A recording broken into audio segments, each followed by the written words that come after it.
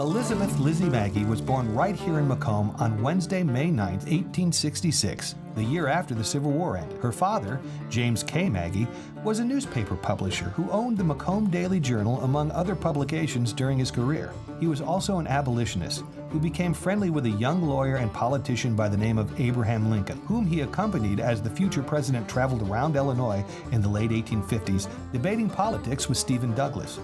But perhaps the most interesting fact about Lizzie Magie is that she is credited with the invention of one of the most influential and popular board games of all time, Monopoly.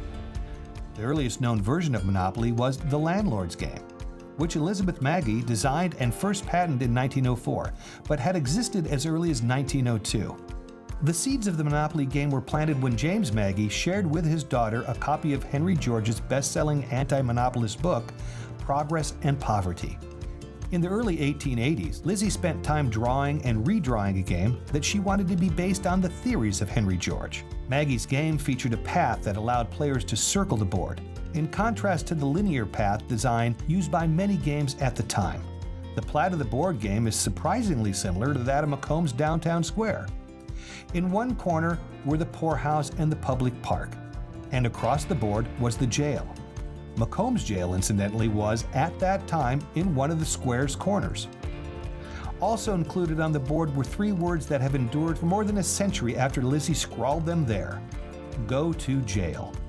She called her creation the Landlord's Game, and in 1903 filed a legal claim for the game, more than 3 decades before Parker Brothers began manufacturing Monopoly. It was a version of this game, the Landlord's Game, years later, that Charles Darrow was taught by a friend, played, and eventually sold to Parker Brothers under the name of Monopoly. In its effort to seize total control of Monopoly and other related games, Parker Brothers struck a deal with Magie to purchase her Landlord Games patent not long after it had made its deal with Darrow. While Darrow made millions and received royalties, Maggie's income for her creation was reported to be a mere $500.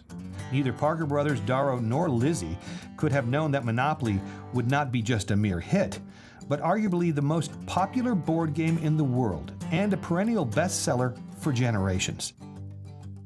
The Lizzie Magie Monopoly Committee is working through Macomb Area Convention and Visitors Bureau's Unforgettable Forgottonia to set the record straight. Today, each interest of the city has signs signifying Macomb as the birthplace of Elizabeth Magie, inventor of Monopoly. The committee is currently working with Visit Forgottonia's Permanent Attractions Initiative to transform our historic downtown square into a proper reflection of Lizzie's inspiration. For more on Lizzie Magie and what else is happening in Forgottonia, go to www.visitforgottonia.com.